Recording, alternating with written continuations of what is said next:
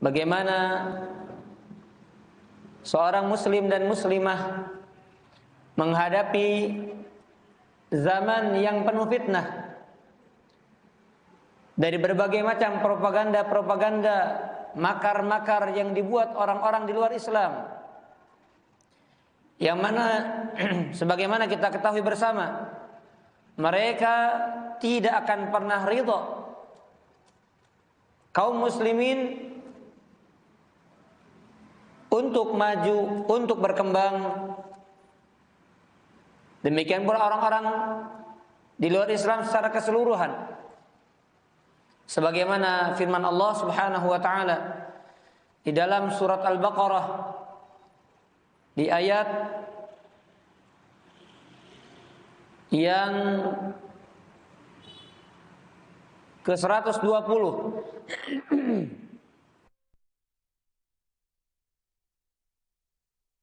Walan nasara hatta tattabi'a millatahum. Dan tidak akan pernah ridha kepadamu baik orang-orang Yahudi maupun orang-orang Nasrani sampai kalian mengikuti millatahum, cara beragama mereka. Di sini harus ada yang perlu kita garis bawahi dan kita pahami, cermati bersama, bahwa orang Yahudi dan orang Nasrani mereka tidak langsung caranya orang muslim itu murtad. Ya, orang Yahudi Nasrani tidak langsung mereka punya tujuan agar kita murtad. Tetapi tujuan utama mereka, sekalipun kita masih berada di atas agama dan ajaran Islam, namun cara-cara mereka, cara-cara beragama mereka, adat-adat mereka ingin kemudian dimasukkan, disisipkan ke dalam Islam, sehingga kaum muslimin sekalipun beragama Islam tetapi berperilaku seperti perilaku orang-orang Yahudi dan orang-orang Nasrani. Itu keinginan mereka. Makanya Nabi SAW di dalam hadis yang sahih, Nabi mengatakan, la tattabi'unna sunana man kana qablakum shibran bi shibrin. Pernah dengar hadisnya? Sejengkal demi sejengkal, sahasta demi sahasta. Pernah dengar hadisnya? Apa kata Nabi SAW di dalam hadis yang diriwayatkan oleh Imam Sahih dan sahabat Abu Hurairah radhiyallahu anhu, sungguh benar-benar, ini penekanan dari Nabi, sungguh benar-benar kalian akan mengikuti sunan. Nah, ini akan kita bahas. Man kana qablakum, sunan, sunnah-sunnah orang-orang sebelum kalian, shibran bi shibrin, sejengkal demi sejengkal, dhira'an bi dhira'in, sahasta demi sahasta, hatta walau dakhalu juhra rabbin dakhaltumuh. Lubang apa? Dob, ya bukan biawak ya, beda ya. Mirip biawak. Bisa dilihat nanti apa, hewan dob. Jadi mirip biawak, cuma hewan ini makannya apa? Rerumputan, daun-daunan. Biawak makan daging juga kan, makan bangkai juga. Makanya kalau dob hukumnya halal. Kalau dob itu hukumnya halal. Cuma lihat fisiknya aja nggak nafsu kita ya. Nggak nafsu ya. Ya coba aja kita lihat apa namanya, lihat biawak terus dimakan itu dagingnya. Nah cuma bedanya memang beda dimakannya aja. Kalau fisiknya hampir sama. Seandainya mereka masuk lubang dob itu mereka, maka la dakhaltumuh, itu kata Nabi, Pak. Jadi jangan kita mengingkari wahyu yang telah Allah wahyukan kepada Nabi SAW, bahwasanya akan banyak dari umat Islam, akan banyak mayoritas kaum muslimin ikut tata cara beragamanya orang-orang Yahudi dan Nasrani. Maka kita yang belajar Dan kita apalagi yang merasa awam harus terus belajar. Sehingga kita bisa membedakan mana yang hak, mana yang batil, mana adat kebiasaan yang dibolehkan dalam Islam yang tidak bertentangan dengan Islam, dan mana yang bertentangan dengan Islam yang ini menjadi adat-adat kebiasaan orang-orang kufar. Karena Nabi mengatakan, sungguh kalian benar-benar akan mengikuti mereka sekalipun mereka masuk lubang dob. Bayangin coba, siapa orang yang mau masuk lubang dob? Karena cukup masuk tangannya aja. Tapi seandainya ini saking Rasul memberikan ibarat perumpamaan, tata cara beragama mereka itu akan diikuti oleh kaum muslimin, dan terbukti benar apa yang dikatakan oleh Rasulullah SAW itu benar. Maka para sahabat mengatakan, kulna ya Rasulullah, kami berkata, wahai Rasulullah, apa maksudnya dari perkataan mengikuti kebiasaan-kebiasaan mereka? Al-Yahud wan Nasara, apakah yang diikuti itu adalah tata cara kebiasaan, adat istiadat orang-orang Yahudi Nasrani? Maka Nabi kemudian kembali menjawab, faman, kalau begitu siapa lagi? Maksudnya apa? Ya mereka, gitu. Ya orang-orang Islam yang menyandarkan dirinya kepada agama Islam, mereka akan mengikuti tata cara beragama orang-orang Yahudi dan Nasrani. Ini hadisnya sahih. Terbukti atau tidak? Sholawatan tapi di gereja, bayangin Pak. Sholawatan nih. Jadi subhanallah. Yang merayakan ulang tahun. Nah ini makanya harus tahu Bapak Ibu. Kalau kita melakukan sesuatu, ilmui dulu, dah gitu. Kalau kita ingin melakukan sesuatu yang mana kita belum tahu ini halal atau haram, karena kan gini, ada yang hukum asalnya mubah, ada yang hukum asalnya apa? Haram. Ada yang hukum asalnya kita nggak tahu. Misalnya mubah seperti apa? Perkara-perkara duniawi itu mubah. Perkara-perkara duniawi, matematika, fisika, kimia, teknologi dan lain sebagainya mubah hukum asalnya. Kemudian dalam masalah ibadah hukum asalnya apa? Haram. Nah, berarti kita ketika mengikuti adat atau kebiasaan atau duniawi, adat istiadat, kebiasaan. Berarti hukum asalnya apa?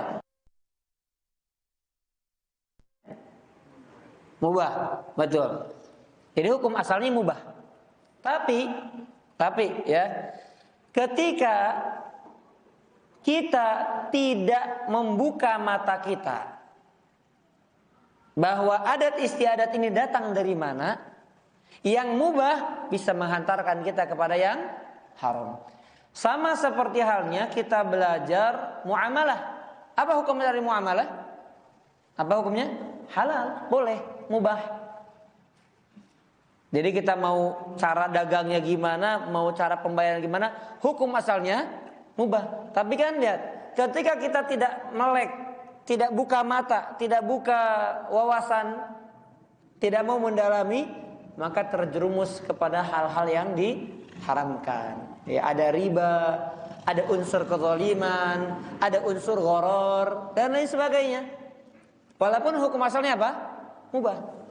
Nah, maka lihat seperti tadi merayakan ulang tahun, kemudian ada hari ibu, hari bapak, hari nenek, kakek, nanti ada hari cucu lama-lamanya. Semua orang ada harinya tuh. Ya. Nanti ada hari muda, hari tua, hari ABG, hari bayi, semuanya ada. Betul nggak? Karena itu. Dan yang merayakan siapa, Pak? Yang kita lihat secara zahir di Indonesia ini ya, mayoritas siapa? Islam. Dan yang banyak merayakan dari kaum muslimin itu. Tetapi kita tidak perlu heran. Kita mengingkari tetap. Hanya saja kita, ini kok heran banget saya. Kaum muslimin kok ikut tata cara beragama mereka. Nggak usah heran Pak. Kenapa? Karena kita sudah dengar hadisnya dari Nabi SAW. Karena Nabi sudah mengatakan kalian sungguh-sungguh akan mengikuti tata cara beragama mereka. Siapa? Orang-orang Yahudi dan Nasrani. Dalam banyak hal para jamaah azan ya Allah yakum ajma'in. Baik. Maka dari sini para jamaah azanillahu yakum ajma'in, lihat hadis ini dikaitkan dengan surat Al-Baqarah ayat 120 tadi, walan tardha 'ankal yahud walan nasara.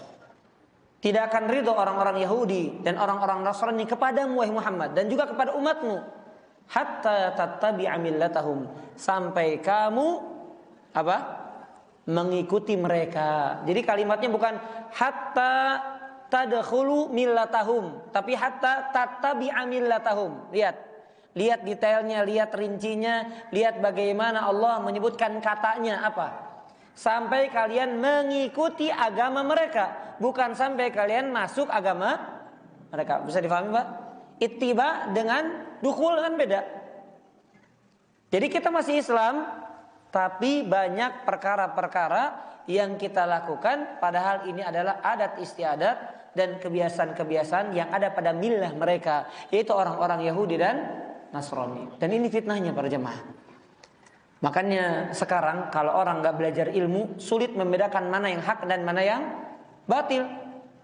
Kenapa? Karena ternyata kebatilan ini didukung juga oleh orang-orang yang dikatakan, kiainya ternyata, ustadznya ternyata, ya ada ajangannya ternyata, ada dai-nya ternyata. Nauzubillahi min dzalik.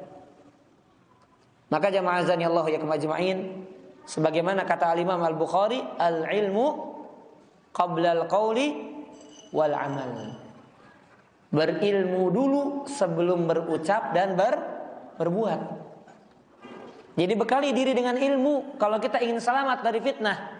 Ini zaman fitnah ini yang sebagaimana dikatakan Rasul sallallahu alaihi wasallam, badiru bil a'mal, bersegera kalian dalam beramal. Kenapa? Fitanan, nanti akan ada fitnah-fitnah.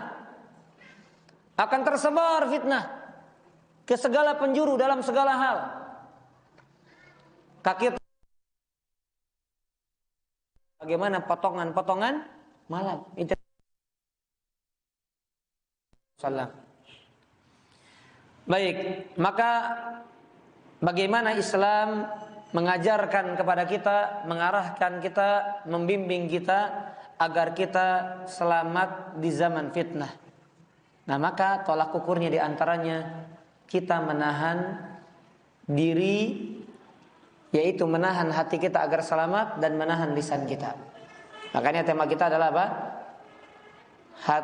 Hati dan lisan di zaman fitnah. Ya, hati dan lisan di zaman fitnah. Perhatikan para ikhwan dan akhwat sekalian, azani Allah wa iyyakum ajmain. Di dalam hadis ini kita akan bahas hadis ini karena ini termasuk solusi yang jitu yang disebutkan oleh Rasulullah Sallallahu Alaihi Wasallam, bahkan disebutkan babnya pun demikian oleh Al Imam Ibnu Majah. Jadi disebutkan di dalam hadis riwayat Ibnu Majah, di dalam hadis riwayat Abu Daud, di dalam hadis riwayat Ahmad. Nah, perhatikan yang saya sebutkan ya. Di dalam hadis riwayat Abu Daud, nama babnya dalil bahwa iman bertambah dan berkurang ya. Nah, ini tema lain ya. Namun dalam hadis yang diriwayatkan oleh Imam Ibnu Majah, beliau mencatat nama judulnya dengan judul fitnah. Menjaga lisan saat terjadi fitnah. Jadi para jamaah sekarang lihat yang terjadi apa? Orang mudah sekali memberikan komentar, statement, padahal itu bukan perkara-perkara yang ringan, bukan perkara-perkara yang sederhana. Makanya banyak arahan-arahan dalam Al-Quran dan dalam hadis-hadis Nabi SAW, khususnya kita termasuk saya Pak, dalam perkara-perkara besar jangan banyak bicara.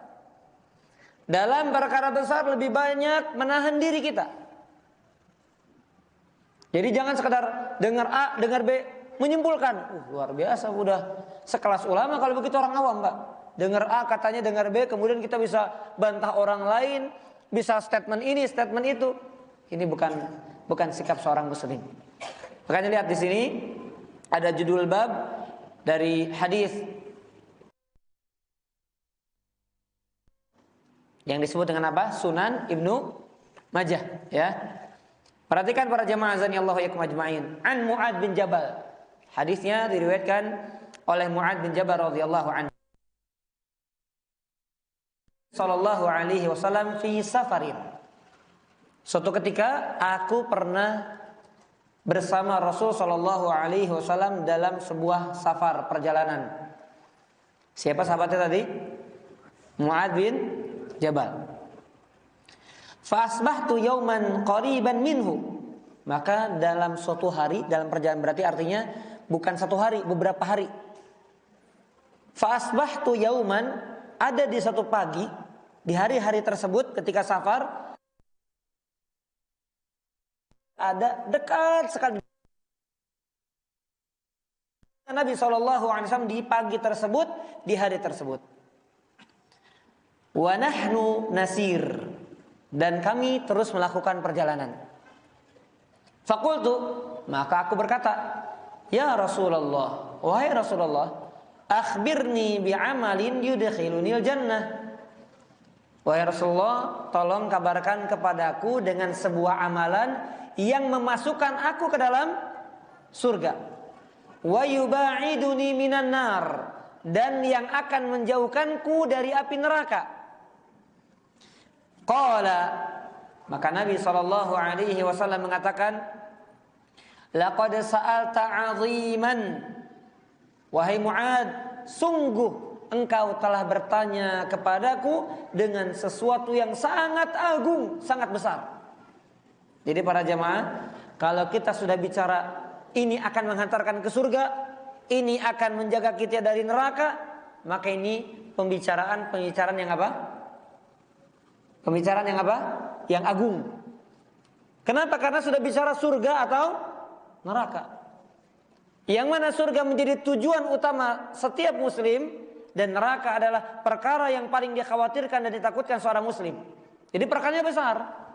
Bukan bicara berapa omsetnya, berapa cuannya, ya, kerjanya di mana, perusahaan apa, ini perkara kecil. Perkara apa ini? Kecil atau besar? Tapi kita nganggapnya apa? Besar kalau udah cuan. Benar gak? Berapa duitnya? Oh besar nih. Ya. Tapi kalau sudah bicara perkara akhirat, ingat, ini berarti perkara besar. Kalau bicara dunia, maka perkara apa? Kecil. Kenapa? Karena dari namanya saja dunia.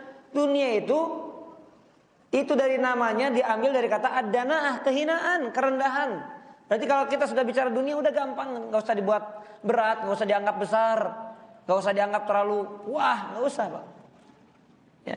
Itu seorang muslim, ingat, sikap kita, anggapan kita, keyakinan kita ikut dengan apa yang dikatakan Allah dan Rasulnya. Kalau kita ingin selamat, ketika Rasulnya menganggap sesuatu kecil, ya berarti kita anggap kecil.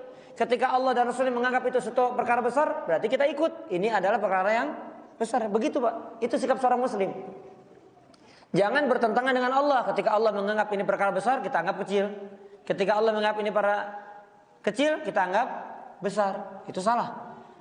Baik, kata Nabi, kita kembali lagi kepada hadis ini, hadis riwayat Ibnu Majah. Sungguh engkau telah bertanya kepadaku dengan perkara terhadap perkara yang besar.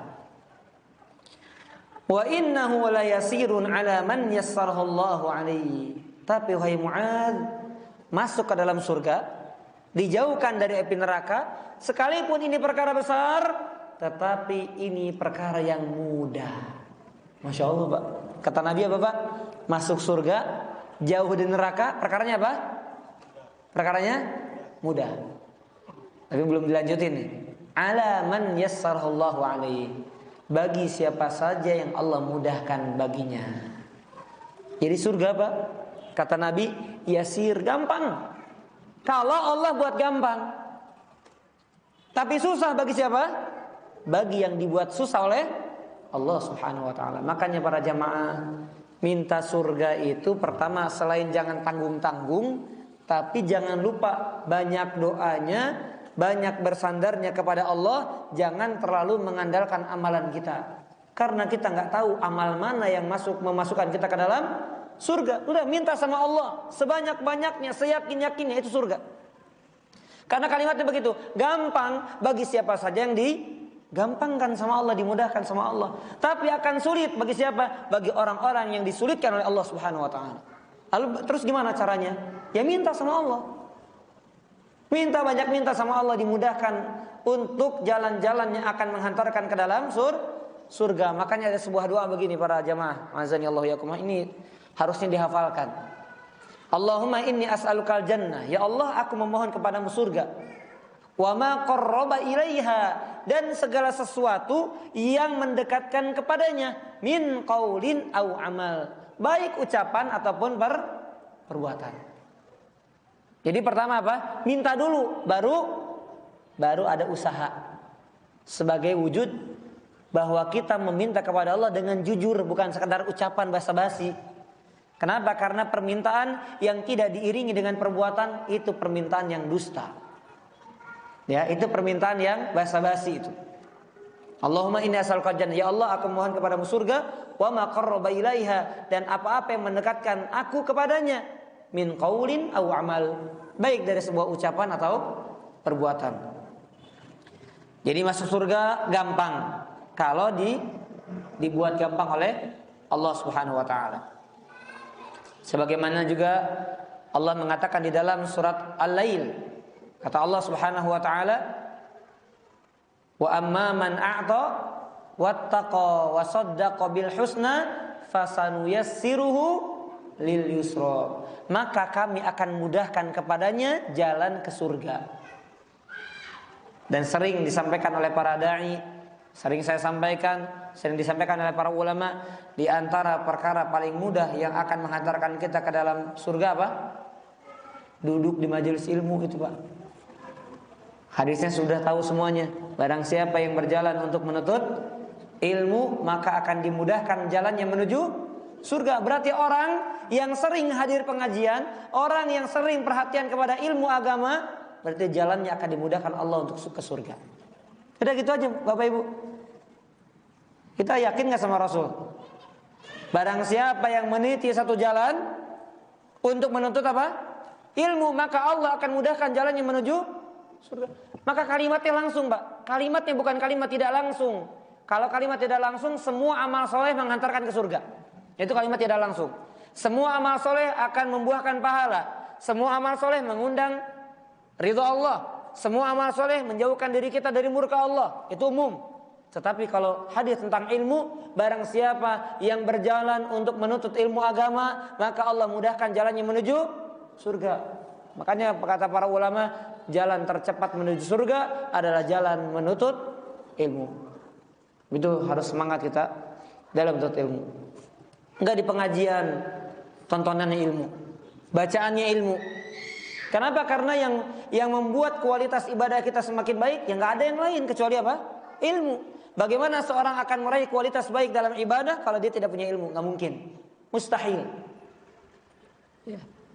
Dia berubah dari awam, kemudian meningkat menjadi thalibul ilmi, menjadi alim ulama dengan apa? Dengan ilmu. Nggak mungkin cuma sekedar doa, ya Allah berikan begini ya Allah, tapi dia nggak belajar, mustahil. Nggak mungkin dia meraih apa yang dia mintakan dalam doa-doanya kalau dia tidak meniti jalan untuk menuntut ilmu. Baik, kita kembali kepada hadis ini. Nabi SAW kemudian mengatakan apa saja amalan-amalan yang akan menghantarkan ke dalam surga dan menjauhkan diri dari neraka. Ta'budullah, yang pertama. Ya, saya sebutkan poin demi poin. Yang pertama, engkau beribadah kepada Allah, la tusyriku bihi syai'a. Engkau beribadah kepada Allah di mana engkau juga tidak menyekutukan Allah dalam peribadatan tersebut. Ini poin pertama. Mentauhidkan Allah tanpa membawa dosa syirik. Ini yang pertama. Kemudian yang kedua, wa tuqimas shalah. Dan engkau wa tuqimus shalah, engkau menegakkan salat. Wa tu'tiyaz zakah, engkau menunaikan zakat. Wa tasuma Ramadan, engkau berpuasa Ramadan. Sudah berapa berarti? Beribadah kepada Allah tanpa syirik, salat, zakat, puasa Ramadan. Wa tahujjal bait, dan kemudian engkau menunaikan haji. Tsumma qala, Kemudian Nabi SAW mengatakan, ala adulluka ala abwabil khair. Maukah aku tunjukkan kepadamu pintu-pintu kebaikan? Nabi katakan lagi, as-saumu junnah, puasa itu sebagai perisai.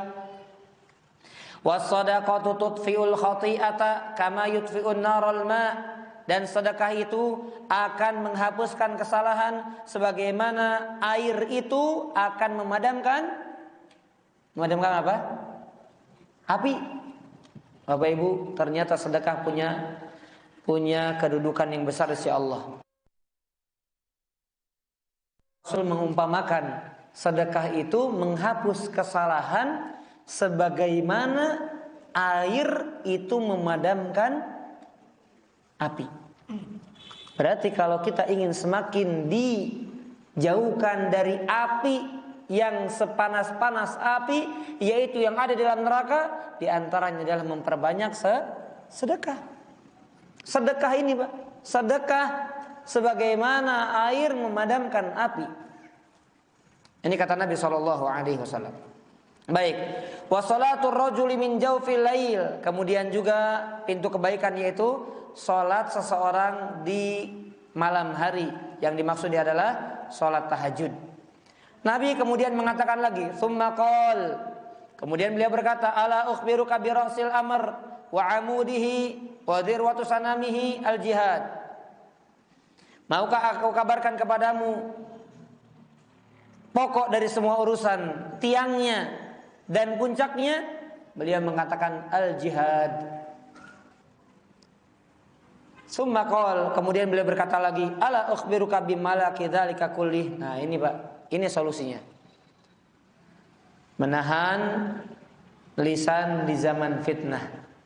Nabi mengatakan, maukah aku kabarkan kepadamu yang akan merangkum itu semuanya. Jadi kalau kamu lakukan ini, maka engkau selamat.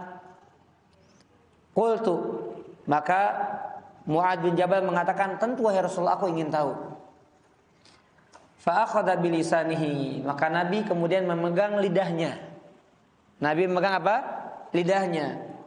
Kemudian Nabi SAW mengatakan, takuffu alaika hada, tahan lisanmu ini. Kata Nabi, tahan lisanmu ini. Maka kemudian Mu'adz bin Jabal bertanya lagi, ya Nabi Allah, wahai Nabi Allah, wa inna la mu'akhaduna bima natakallamu bihi. Memangnya hanya karena lidah orang itu akan disiksa oleh Allah, akan diadab oleh Allah? Maka Nabi mengatakan, sakilat ka ummuk, ibumu kehilanganmu. Ya Mu'adz, wa hal yukibbun nas ala wujuhim fin nari illa hasaidu alsinatihim. Tidaklah manusia itu disungkurkan ke dalam neraka, diseret ke dalam neraka, kecuali hanya karena sebab lisan-lisan mereka. Nah, ini jemaah azan Allah yakum. Jadi dalam hadis riwayat Ibnu Majah ini sampai beliau Imam Ibnu Majah menulis hadis ini dengan memberikan judul menjaga lisan saat terjadi fitnah. Termasuk sekarang, saya sering singgung, termasuk sekarang sedang panas-panasnya musim politik. Udah Pak, kita sebagai seorang muslim yang tahu demokrasi itu buatan siapa, media siapa yang pegang, betul nggak Pak? Kok kita ke bawah arus sih Pak? Jangan kita udah duduk di kajian ilmu, sering dengar ceramah, tapi kelakuannya sama kayak orang awam. Terus buat apa ilmunya? Buat apa ilmunya Pak? Kalau nggak membuat kita semakin apa? Menjaga hati kita dari banyak berprasangka, dari banyak kekhawatiran, dari banyak takut, dari banyak dengki, dari banyak, waduh kalau ini terpilih, waduh mendingan ini. Itu prediksi kita Pak. Itu perkara-perkara gaib yang setiap orang subjektif. Setiap orang punya prediksi masing-masing, setiap orang punya prasangka masing-masing. Tapi bagaimana hati kita senantiasa digantungkan kepada Allah, menyerahkan urusan kepada Allah, karena kita tahu ini bukan sistem dari Islam. Ya di sini karena sudah ada undang-undangnya, undang-undang nggak boleh mengajak orang.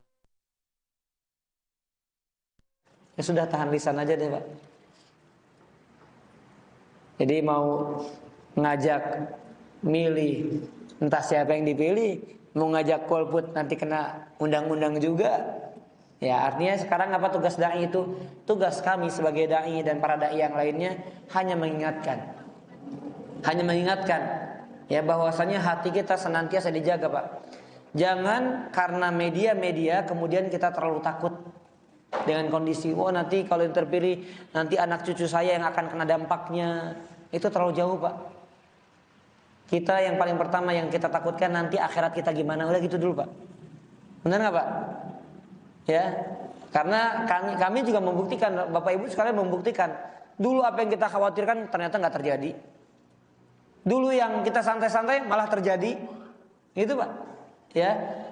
Nah, kemudian apa yang harus dilakukan selain menjaga hati dari ketakutan yang berlebihan, kekhawatiran, prasangka dan lain sebagainya, menjaga lisan kita dari menjatuhkan, ya mungkin dari 10 tahun yang lalu juga sudah mulai panas politik, mungkin sekarang semakin panas karena antara kubu partai ini dengan kubu partai ini ada konflik ini, ada konflik itu. Saya dengar juga, Pak. Saya kadang ikuti juga karena ingin tahu saja. Kemudian ingin nanti saya menyampaikan kepada jamaah bagaimana sikap kita. Itu yang terjadi. Ya, itu yang harus dititik beratkan oleh setiap muslim sebetulnya. Toh semuanya pasti punya kepentingan, betul nggak, Pak? Semuanya pasti punya kepentingan. Udah gitu. Jadi kita mau suudzon salah, Pak ya. Mau suudzon dalam masalah ini kadang salah juga. Mau suudzon, mau husnudzon salah, mau suudzon lebih salah lagi. Karena udah nggak boleh suudzon gitu, Pak. Nah, maka lisan kita dijaga. Nah, bagaimana caranya menjaga lisan itu? Maka Nabi memberikan petunjuk, "Man kana yu'minu billahi wal yaumil akhir falyakul khairan aw liyasmut." Barang siapa yang beriman kepada Allah dan hari akhir, hendaknya ucapkan yang baik atau diam. Jadi kalau kita nggak tahu apa-apa, mendingan apa? Mending diam, sudah. Kalau tahu itu benar kebaikan, tidak menyalahi aturan Islam, katakan apa saja, sekalipun itu pahit. Ya, tapi harus hati-hati ya, kalau ada undang-undangnya harus hati-hati. Karena akan ada madarat yang lebih besar. Kalau tidak tahu apa-apa, diam. Itu petunjuk Nabi SAW bagaimana kita menjaga lisan. Kemudian apa lagi? Yang kedua, sebagaimana perkataan Imam Ahmad, "Lau kana li du'a", seandainya aku punya doa mustajab yang pasti dijawab oleh Allah, la saraftuhu li waliyil amr, maka doa tersebut aku akan peruntukkan bagi waliul amr. Siapa itu? Pemerintah. Maka cara menahan lisan dengan berbicara yang baik atau dengan diam dan juga banyak mendoakan. Udah banyak doa aja, Pak. Banyak doa saja Bapak Ibu, mudah-mudahan Allah tetapkan untuk kita pemimpin yang adil. Pemimpin yang kalau sempurna nggak mungkin. Pemimpin yang maslahatnya untuk kaum muslimin terutama itu lebih besar. Pemimpin yang mereka ingin mensejahterakan rakyatnya. Doa. Kira-kira doa itu percuma atau tidak? Nggak ada yang percuma para jemaah. Nggak ada yang percuma dalam doa. Ya, jadi ini bagaimana kita menjaga diri kita dari fitnah yang terjadi khususnya di zaman kita ini ya. Baik, para jemaah azanillahu ya kemajmain, karena kalau kita sudah ikuti media dan kita belum tahu kebenarannya, belum tahu faktanya, belum tahu realitanya, belum tahu kenyataannya, dan kita sudah begitu yakin media itu yang pegang adalah orang-orang barat, orang-orang kafir, mereka yang menguasai. Sulit kita, Pak. Mengimbanginya saja nggak bisa, karena mereka yang punya kuasa. Kecuali atas izin Allah Subhanahu wa taala. Maka ya kita hanya berupaya menyampaikan dakwah, menyampaikan amar ma'ruf, kemudian juga mencegah nahi mungkar. Ya, maksudnya bagaimana kita menegakkan nahi mungkar dan lain sebagainya, agar kita diselamatkan oleh Allah Subhanahu wa taala dari berbagai macam fitnah. Terutama yang ingin saya tekankan adalah bagaimana saya, Bapak Ibu sekalian, dan keluarga dulu yang selamat. Kalau dai kan tugasnya untuk umat juga. Kalau Bapak Ibu nggak bisa ceramah, nggak bisa ngisi kajian, setidaknya selamat siapa? Keluarga kecil kita dulu. Itu dulu. Ya. Baik. Apalagi kalau naudzubillah min dzalik ya, kalau sampai kita terjatuh kepada ghibah, yang menggibahi pemimpin, dosanya besar, Pak. Menggibahi pemimpin tidak sama dosanya dengan menggibahi orang awam. Kadang-kadang jujur saja, Pak, kadang-kadang kita yang sudah ngaji pun tahu hukum gibah pun, kalau sudah nongkrong, sudah dengar berita, sudah dengar ini korupsi, pengen komentar, betul nggak, Pak? Pengen komentar. Padahal apakah sikap itu dibenarkan dalam Islam? Tidak. Karena kita komentar di tongkrongan kita, di perkumpulan kita, ngaruh nggak, Pak? Nggak ngaruh, cuma nama dosa kita doang, Pak. Makanya Nabi SAW mengatakan apa? Kalau kamu ingin menasihati pemimpin, fala tubdihi alaniyah, maka jangan terang-terangan. Hanya 4 mata saja. Kalau nggak bisa ya sudah. Gimana lagi, kita nggak bisa. Cuma bisa mendoakan. Malah gibahi. Dengan gibahi nggak ada pengaruh. Malah cuma nambah dosa kita, nambah beban hisab kita dan lain sebagainya. Apalagi sampai kemudian juga muncul dari lisan kita gelar-gelar yang tidak baik, si kampret lah. Apalagi karena ada turunan Arabnya, kemudian apa? Kadrun lah, kadal gurun. Oh iya, kadrun ini Pak ya, namanya top tadi tuh ya. Ada lagi apa, Pak? Ada cebong lah. Ada cemong lah nanti. Ada yang pakai M. Nah itu, Pak. Ya. Ada gemoy lah. Kalau gemoy bukan ini, Pak ya. Bukan apa namanya? Bukan hinaan ya. Ya macam-macam lah. Jangan memberikan gelar-gelar yang ya, wallahi para ikhwan dan akhwat, di zaman fitnah ini menjaga lisan, menjaga hati itu lebih mahal. Walaupun memang kenyataannya berat. Nanti ada berita, ini nggak mau hadir, ya dungu sih, kan keluarnya begitu nanti, Pak. Benar, Pak? Ini saya bukan lagi ini, Pak ya, provokasi atau apa. Tapi saya dengar begitu. Ini nggak mau menghadiri debat, ini begini, saling hujat, saling menjatuhkan kehormatan. Wala'iyadzubillah. Islam tidak mengajarkan demikian.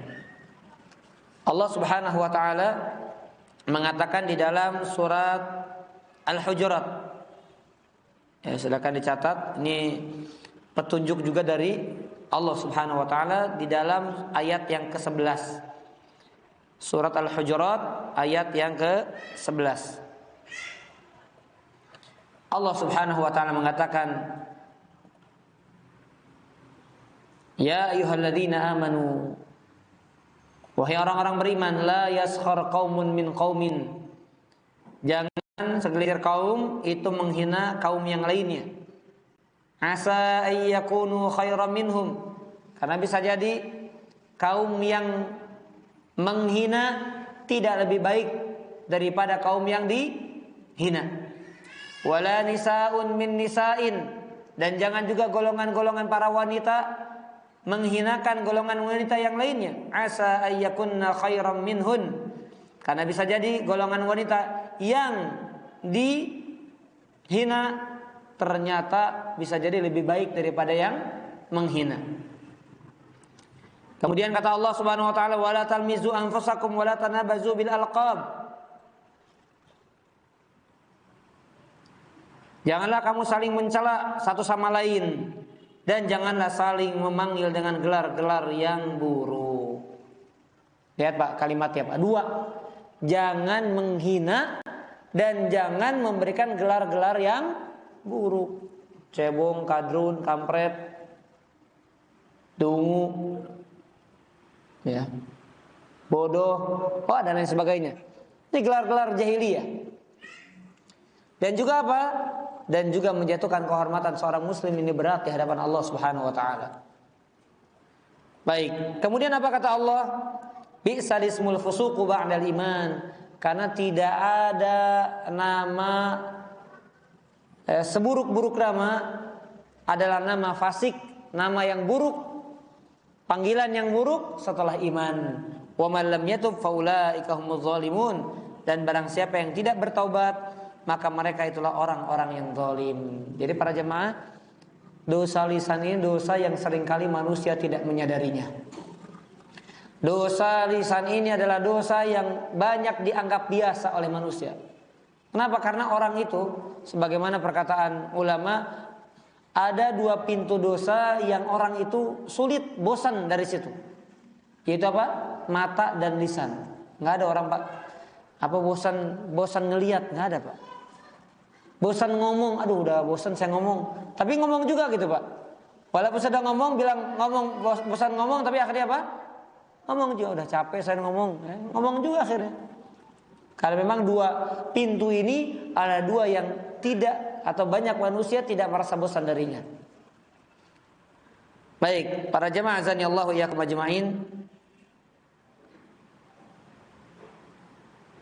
Ini diantara petunjuk dari Allah Subhanahu wa taala yang ada dalam surat Al-Hujurat, ya. Dan di ujung ayat Allah Subhanahu wa taala mengatakan tadi, barang siapa yang tidak bertaubat, maka mereka termasuk orang-orang yang menzalimi dirinya sendiri. Dan para jamaah, sulitnya kita bertaubat ketika kita menggibahi para pemimpin kita, karena kita hampir sulit untuk bisa minta dihalalkan atas kehormatan-kehormatan yang telah kita jatuhkan dari mereka. Kita punya nggak, Pak, akses untuk minta maaf sama Pak Jokowi misalnya? Nggak bisa, Pak. Kalau teman kita bisa, aduh maaf ya, saya kalau punya salah selama ini, baik kamu sadar atau kamu nggak sadar, saya minta maaf. Bisa, Pak. Tapi coba ke pemimpin, coba kepada pejabat, nggak punya sudah, Pak. Berat hisabnya, Pak. Ya, akan berat hisabnya di hadapan Allah Subhanahu wa taala. Ya, karena masih banyak dari kita saja hal yang perlu kita komentari dari diri kita, yang perlu kita koreksi dari diri kita. Tapi justru kita ya terjatuh kepada fitnah, dan akhirnya kita banyak mengomentari orang lain dibandingkan mengomentari diri sendiri. Banyak mengoreksi orang lain dibandingkan mengoreksi diri sendiri, ya. Ini fitnah yang luar biasa. Kemudian jamaah azanillahu yakum ajmain, yang tidak kalah pentingnya yang kami ingin singgung juga adalah lisan, sebagaimana Nabi SAW mengatakan, aktsaru ma yudkhilun nas an-nar, yang paling banyak menghantarkan dan memasukkan manusia ke dalam neraka adalah karena lisannya. Adalah karena apa? Lisannya. Nggak sengaja komen, nggak sengaja menjatuhkan kehormatan dan lain sebagainya. Dengan sebab itu dimasukkan dan disungkurkan ke dalam neraka Allah Subhanahu Wa Taala. Baik. Silakan kalau ada yang ingin tanyakan, dipersiapkan dari sekarang. Sebagai penutup, bagaimana solusinya? Maka pertama tadi kita sudah singgung, kalau kita tidak tahu realitanya, pertama, Pak, kalau kita tidak tahu realitanya, lebih baik diam.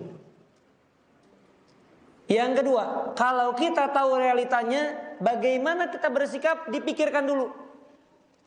Apakah saya bersikap ini mengomentarikah, menyebarkankah, atau yang lainnya? Apakah sikap saya ini dibenarkan oleh Islam atau tidak? Jadi kalau kita tahu, misalnya kita tahu di negara ini misalnya gitu, Pak, ya, semua pejabatnya udah nggak ada yang benar. Misalnya, ini saya misal, semua pejabatnya udah untuk kepentingan sendiri atau kepentingan partainya atau kepentingan perutnya, kemudian ingin menyengsarakan rakyatnya, ingin mencelakakan negaranya sendiri misalnya, Pak. Dan benar kita tahu, maka tetap, Pak, ketika kita bersikap, dipikirkan dulu bagaimana sikap yang dibenarkan dalam Islam. Bagaimana sikap yang dibenarkan dalam Islam. Makanya nggak pernah dibenarkan, Pak, orang turun ke jalanan untuk kemudian memberontak, keluar jalanan dan lain sebagainya, nggak pernah dibenarkan dalam Islam. Kenapa? Karena di antara faktor yang menjadi penyebab Islam melarang hal itu, karena madorotnya jauh lebih besar dibandingkan apa yang diniatkannya. Niatnya untuk menyampaikan, niatnya agar ada perubahan, ternyata madorotnya, kenyataannya lebih besar. Para jamaah azanillahu yakum, ini sebagai contoh ya. Dulu ketika terjadi perang, ya, ketika terjadi gejolak di negara Teluk, ya, mungkin tahu, itu ada beberapa ulama yang yang semangat jihadnya luar biasa. Apa itu? Jihad, berangkat, serang dan lain sebagainya. Saat itu ulama-ulama Saudi masih diam. Saat itu ulama-ulama Saudi belum ada fatwa dan lain sebagainya. Nah, di sini juga kita harus banyak menahan lisan kita, karena banyak para dai-dai yang sudah julid sama Saudi Arabia nih. Kenapa nggak nyerang? Kenapa nggak gini? Udah banyak, Pak. Ya, kita Pak, kita yang nggak tahu apa-apa udah deh Pak, jangan pakai perasaan iya ya. Kan mereka juga kaya ya. Kenapa nggak stop minyaknya? Ya? Kenapa? Kita nggak tahu apa-apa Pak. Media yang buat siapa? Orang kafir Pak. Jadi kalau nggak tahu detail, jangan so tahu. Tahu dari orang, oh saya tahu dari pakarnya. Pakarnya juga sama Pak. Itu cuma terkaan-terkaan, cuma apa namanya, prediksi-prediksi saja, bukan kenyataan. Ya nggak semuanya kenyataan. Maka sampai-sampai ada seorang, saya lupa namanya ya, Hasan Albana atau siapa gitu, sampai-sampai dia menyesal. Aku menyesal kenapa dulu saya nggak mengikuti arahan-arahan ulama-ulama dari Saudi Arabia yang masih lurus ya, kita katakan yang masih lurus. Karena nggak semua ulama, saya nggak mengatakan semua ulama di Saudi benar, nggak Pak. Ya, sampai mengatakan demikian. Dulu mereka absar minni, mereka lebih pandangannya lebih luas, mereka lebih sabar dalam berfatwa, mereka benar-benar teliti dulu. Akhirnya mereka menyesal Pak. Kenapa? Karena ternyata pertumpahan darah yang terjadi di tengah-tengah kaum muslimin lebih banyak korbannya. Padahal darah seorang muslim itu jauh lebih berharga bahkan dari bangunan Ka'bah. Jadi kalau Ka'bah hancur ya Pak, dan seorang muslim terbunuh, maka masih lebih ringan Ka'bah hancur dibandingkan seorang muslim yang terbunuh. Lihat Pak, demo, ada orang jatuh, ada orang pingsan, ada orang mati. Benar gak Pak? Padahal Indonesia bukan Ka'bah. Mana yang lebih mulia Pak? Ka'bah Pak. Dan sampai sebegitu para ulama mengingatkan kita semuanya. Baik, kemudian jemaah azani Allah ya ajmain. Apalagi solusinya? Ya selain tadi, kalau benar kita tahu ya ada kezaliman yang nyata, realita dan fakta semua orang sudah tahu, maka bagaimana kita bersikap? Itu harus kita pikirkan. Yang ketiga, banyak berdoa. Yang ketiga banyak apa? Berdoa. Dan yang keempat, apa yang keempat? Hah? Kira-kira apa nih? Ya bukan dikira-kira ya, harus benar. Hah? Yang pertama, diam ya, tadi pilihannya. Kemudian yang kedua, pikirkan ya. Kalau kita tahu realitanya kan falyakul khairon. Khairon itu jangan menurut persepsi diri kita sendiri. Kemudian yang ketiga, berdoa ya. Yang keempat tadi sebenarnya saya poin utamanya itu ya, tapi Allah alam ya, saya lupa. Insyaallah nanti saya sampaikan di tengah-tengah kajian kalau diingatkan kembali. Ya intinya demikian para jemaah azani Allah ya ajmain. Bagaimana kita mohon maaf. Alhamdulillah ingat ya.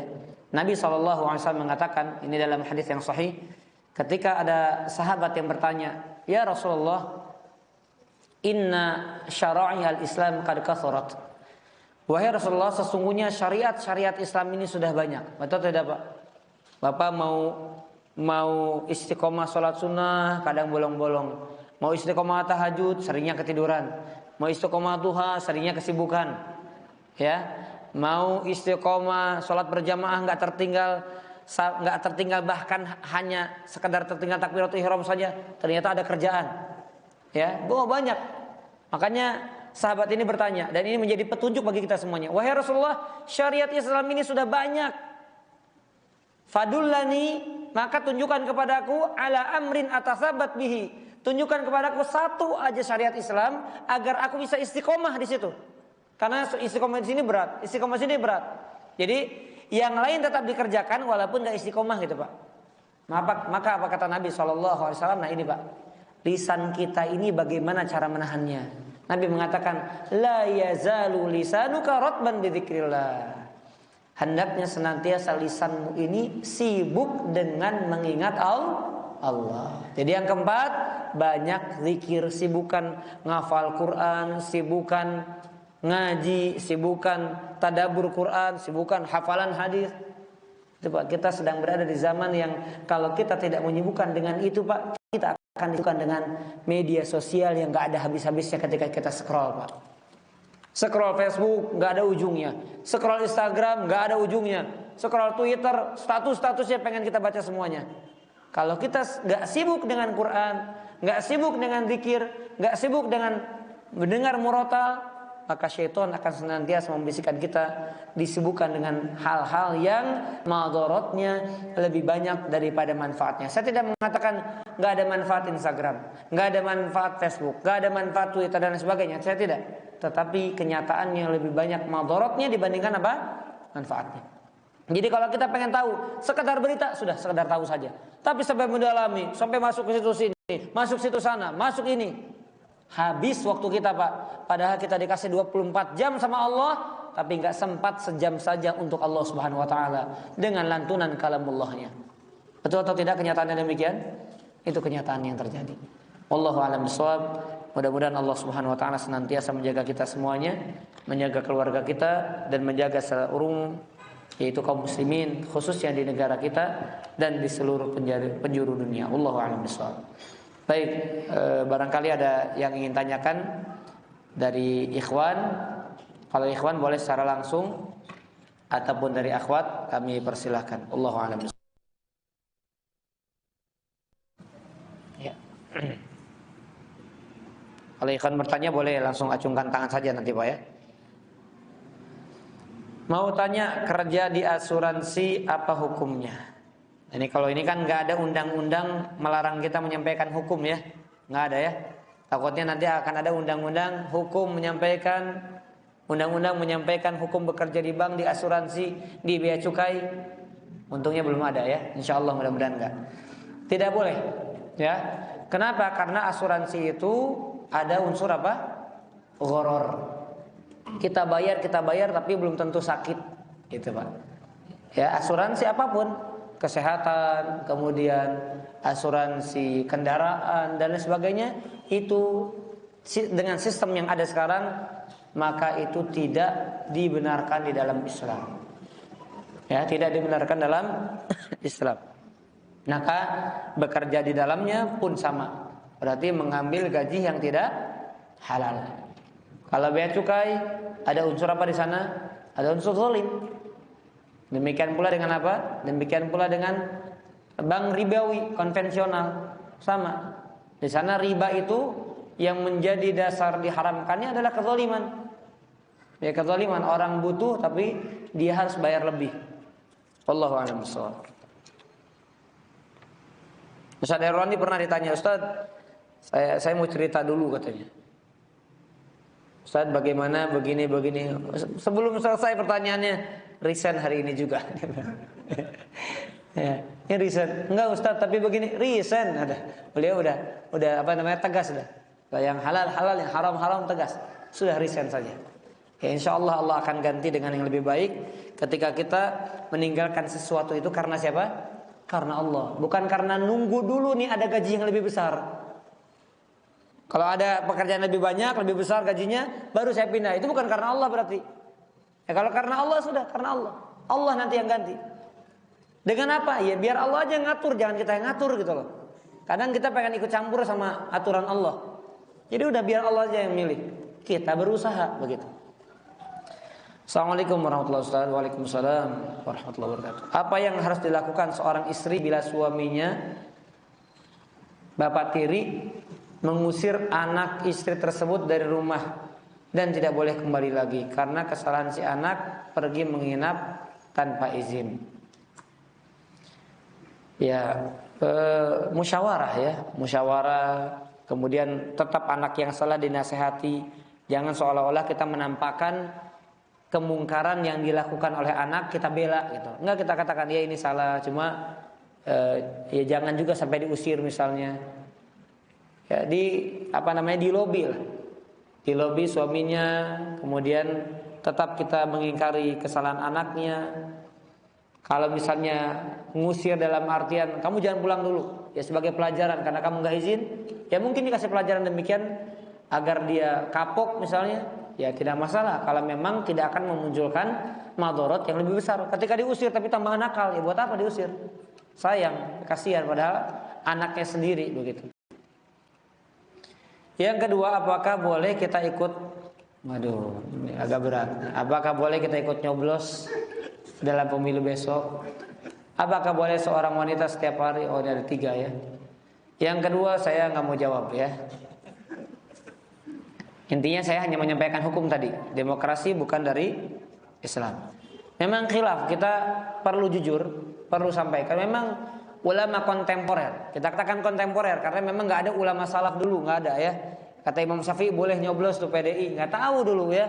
Imam Syafi'i nggak tahu ada PDI, ada PBB, ini nggak ada, ya nggak tahu. Jadi yang ada adalah fatwa ulama kontemporer yang memang di zaman sekarang. Ya mereka sampai ada yang mengatakan kaidah, ya ulama yang mengatakan enggak karena sistemnya nggak boleh, sudah nggak boleh. Ada yang mengatakan demikian. Tapi ada yang kemudian mereka menggunakan kaidah-kaidah. Kalau kita tahu pasangan ini madorotnya lebih kecil, maka kita ambil yang lebih madorotnya lebih kecil dibandingkan orang yang ini kita tahu kezalimannya. Ya ada yang berfatwa demikian. Tapi untuk detailnya saya lebih condong kepada pendapat yang mana itu di balik layar aja. Ya, itu di balik layar saja. Yang ketiga, apakah boleh seorang wanita setiap hari keluar rumah untuk pergi kajian? Selama hak rumah tangganya, hak suaminya, hak anaknya tidak terbengkalai, maka nggak masalah. Pernah seorang ustadz kibar ditanya, ya, jadi saya mendengar jawabannya takut juga dipahami oleh sebagian ibu-ibu. Akhirnya apa? Ya sudah cukup aja seminggu sekali. Ya nggak begitu juga cara kita. Jadi jangan telan mentah. Maksud dari ucapan ustadz tersebut bisa jadi apa itu? Ketika istrinya sibuk kerjaan kemana-mana, tapi anaknya jadi terbengkalai. Suami datang kantor, istrinya lagi kajian. Jadi nggak ada yang nyambut misalnya. Sedangkan suaminya sedang kelaparan. Kecuali kalau izin ya sudah komunikasi beda lagi. Jadi lihat sikonnya gitu. Kalau memang setiap hari dia belajar, ada belajar tajwidnya, ada belajar tauhidnya, ada belajar cara mendidik anak, kajian parentingnya. Tapi untuk kebutuhan keluarganya kenapa apa salahnya? Nggak ada salahnya. Tapi kalau sampai mengabaikan hak rumah tangganya itu di situ, salahnya di situ. Ya, jadi harus tahu porsi daripada hak masing-masing. Wallahu a'lam bishawab.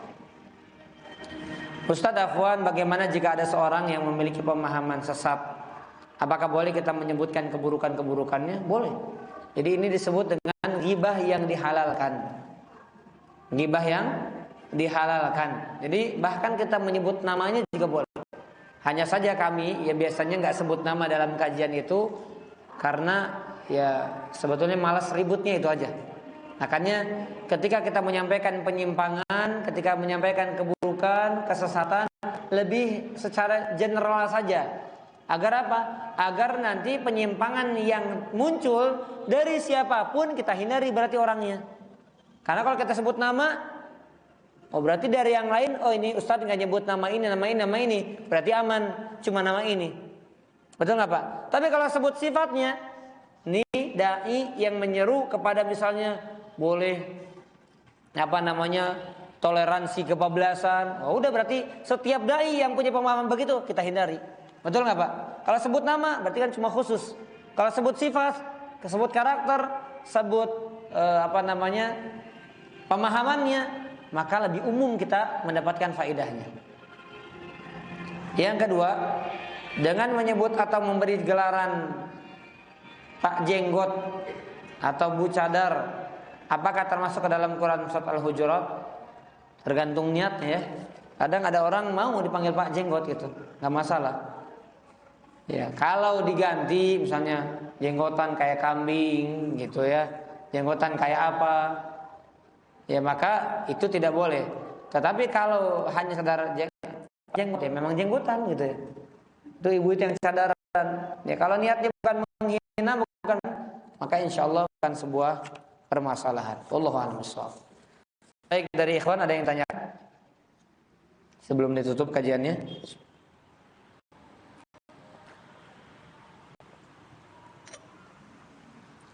Tidak ada. Dari akhwat ada yang mau tanyakan lagi? Barangkali mau tanyakan secara langsung juga silahkan diizinkan.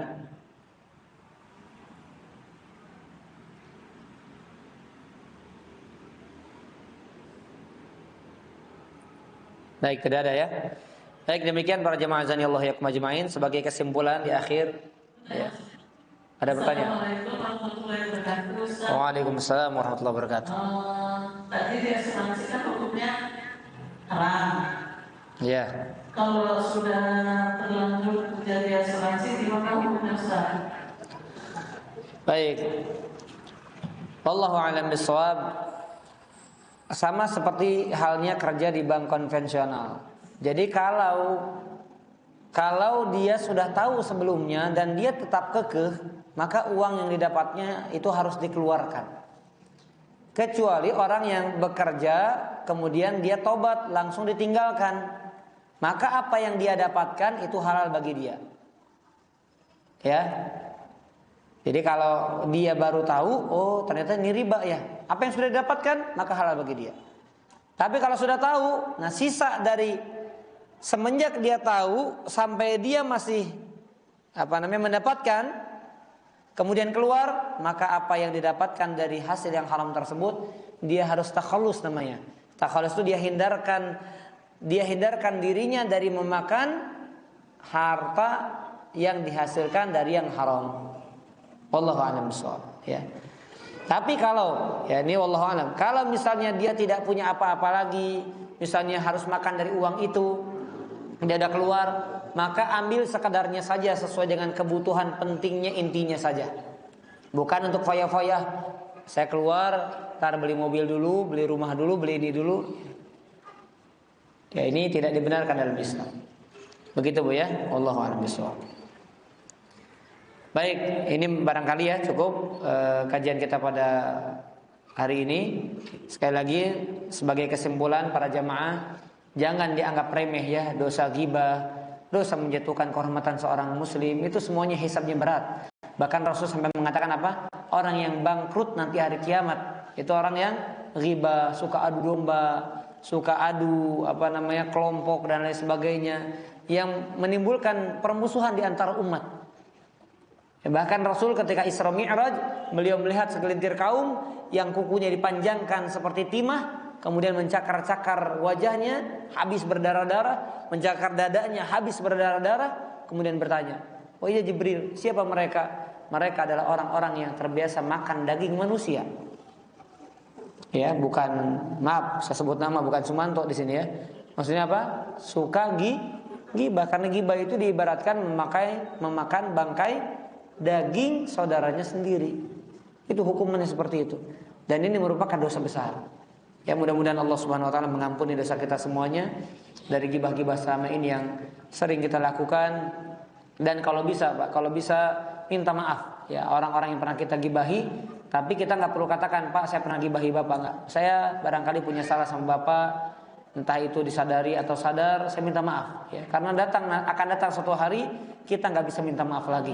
Tapi Allah akan bukakan itu. Nih, si fulan pernah gibahi kamu. Gimana sekarang urusannya? Mau diambil nggak pahalanya? Kan begitu, Pak. Atau dosa kamu ada, silakan bebankan kepada dia. Rugi, Pak. Bangkrut kita. Nauzubillahi min dzalik. Dan semoga Allah Subhanahu wa taala memberikan taufik dan hidayah kepada kita agar kita senantiasa disibukkan dengan zikir, dengan ibadah dan dengan ketaatan kepada Allah Subhanahu wa taala. Subhanakallahumma bihamdika asyhadu an la ilaha illa anta astaghfiruka wa atubu ilaik. Wa sallallahu ala nabiyyina Muhammad wa ala alihi wa sahbihi wasallam wa akhiru da'wana alhamdulillahi rabbil alamin. Wassalamualaikum warahmatullahi wabarakatuh.